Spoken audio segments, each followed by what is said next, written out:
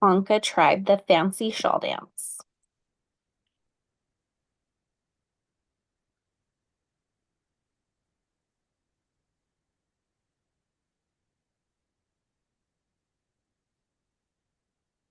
Maybe. I don't know if it wants to work for me now. Okay, the dance and the dancer. The fancy shawl dance a is performed at a powwow. Powwows are traditionally held as a celebration of fall harvest, successful hunts, and for all the births and deaths and weddings of a tribal member during the past year. It is also a gathering place for other tribes, relatives, and friends to meet and celebrate. The fancy shawl dance is a woman's dance that evolved from the men's fancy dance. Uh, while while wearing feathered regalia and headdresses in the fancy shawl dance, the women wear colorful shawls draped over their shoulders. Their movements are light, flowing, and resemble a butterfly in motion, symbolizing elegance, transformation, and renewal.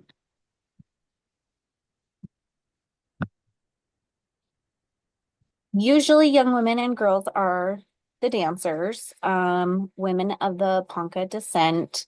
The outfits help to make their movements stand out more or draw more attention to them.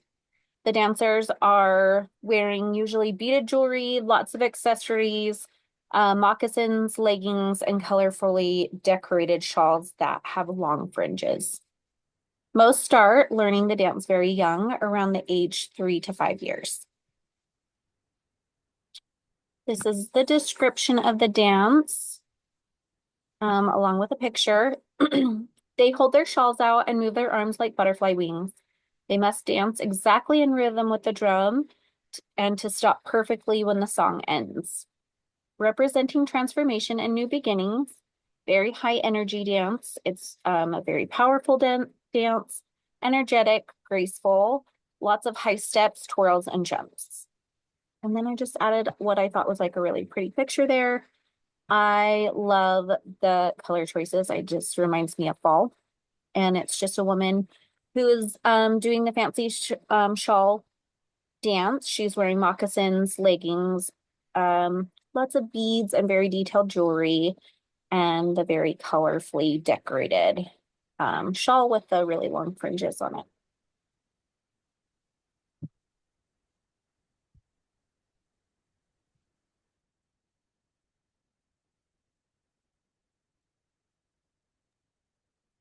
So, for the oppression of the Ponca tribe, um, just like the overall indigenous community in the US, they've been historically oppressed. This includes actions that are not limited to racial and cultural discrimination, stereotypes, bigotry, as well as like mass legislation and violence directed at the indigenous community. The oppression has had a great impact on the expression and celebration of their culture in the US. This includes dances such as the fancy shawl dance. Through these methods, the Ponca tribe's cultural expression and traditions have overall been denied, devalued, and thus forced to change. You could go to the next slide.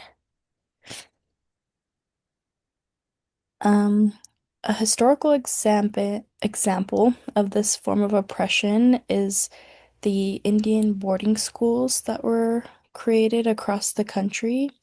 In the 19th century, it was created by legislation such as the Indian Civilization Fund Act, as well as the Christian and Catholic Church and the Peace Policy of 1869. Um, this is just a quote about the Indian Policy Act. This policy expressly intended to implement cultural genocide through the removal and reprogramming of American Indian and Alaska Native children to accomplish the systemic destruction of Native cultures and communities. The stated purpose of this policy was to kill the Indian and save the man. You can go to the next slide. Through these boarding schools, tens of thousands of indigenous children were kidnapped from their families. They were thus stripped of their languages, cultures, and sacred place-based relationships. They were also not allowed to see or contact their family during their time there.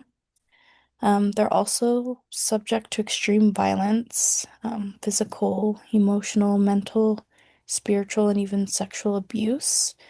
Many children were even murdered and died in these schools, which led to like recent happenings of them uncovering mass graves at these Indian boarding schools, which has led to like a lot of outrage and yeah, just accountability from not only the US but the Christian and Catholic Church as well. Though the boarding school policy ended in 1978, there still exists social, economic, and political structures that have many maintained oppression over Indigenous people. One example is the Indian reservation system. Though it was established in the late 1800s, it still exists today. Many Indigenous people still live there today, much of which experience a low quality of life. They don't have access to basic human needs such as housing or education, healthy food, or even rights to clean running water. And you could go to the next slide. All right. And so the acculturation of the Ponca tribe in the United States culture. Ponca tribe started off as a breakoff group from the Omaha tribe. And so as they were kind of forming themselves, they brought a lot of that culture along with them. And as was mentioned before, the Ponca tribe and Native American peoples as a whole experienced a lot of persecution as in the US, which led to some setbacks in their cultural growth. Part of these setbacks were things like war with other tribes, their own land being taken from them and handed to the Sioux tribe by the U.S. government, and even being driven out of their homes by oil drillers looking for oil.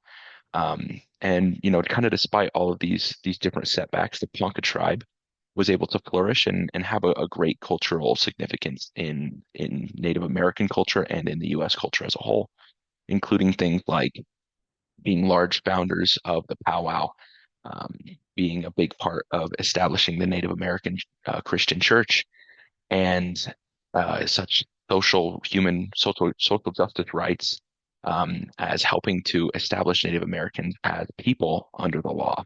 And in this quote, we can see that in Standing Bear versus Crook in 1879, held in Omaha, Nebraska, U.S. District Court established for the first time that Native Americans are persons within the meaning of the law of the United States and that they have certain rights as a result.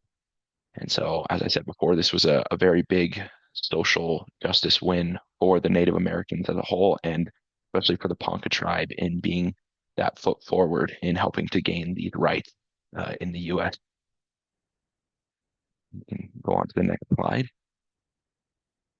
And yeah, like I said, some of their big accomplishments I'll expound on a little bit here, but in the late 1870s, I believe it was 1879 in particular, the Ponca were revolutionary in establishing what we know as the powwow today. They actually the first organized intercultural powwow or intertribe powwow was held by the Ponca tribe. And this was an effort to bring together different tribes to share cultures such as dances, ceremonies, songs, and make alliances between tribes to help build camaraderie and help each other out. And back to the American church of the Native Americans, Frank Eagle of the Ponca tribe was actually the first president of the Central Native American Church, being Christian and helping to found that. And he was a very well-educated member of the Ponca tribe, and his leadership helped to co-found and to help that church flourish and be established as a major religion in Christianity. And back to that quote I mentioned before, Chief Standing Bear was actually the one that helped to win that court case. The story is behind that is his son passed away, and on his deathbed, Chief Standing Bear promised him that he would bury his son on their ancestral grounds, where those grounds that were special to his people. And he made this long journey to take his son back there to be buried. And along that journey, he was stopped by the U.S. government, arrested, and wrongfully held against his will for crimes that he did not commit. And that led to him, countersuing and able to win that court case in the district court and to gain rights for himself and for his people. And that was a major U.S. civil rights victory for Ponca tribe and for Native American culture as a whole.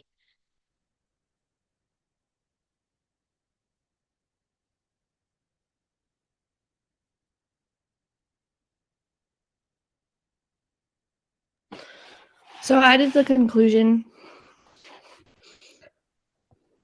A big thing we learned about is like how they got through their adversities and how they stick. I mean, their traditions did change, but like they stuck to some of them, and they're still fighting for freedom. And like how their gender roles kind of differ. That's like some of the things that popped up when I was researching. How like the females are more like the hunter and gatherers, and the gatherers, and the males go out and hunt. And one of the hardest things, because of like the what Chelsea said about the boarding schools, they still have like trauma from that.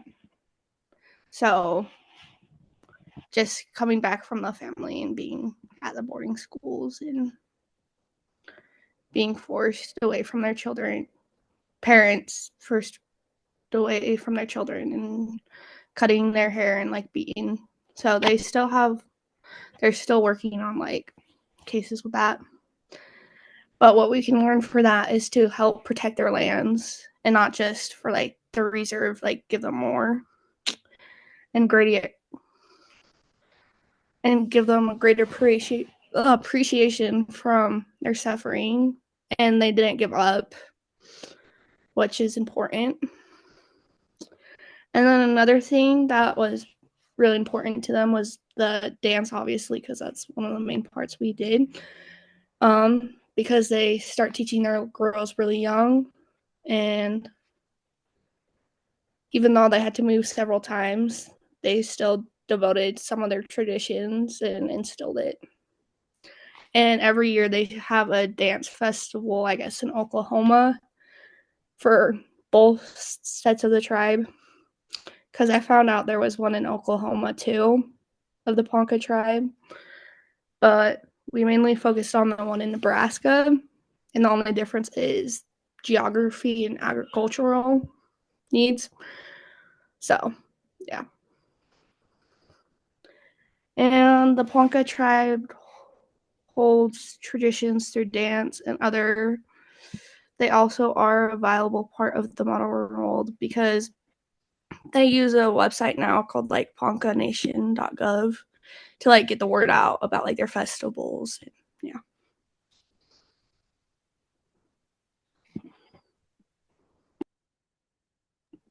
And there's citations.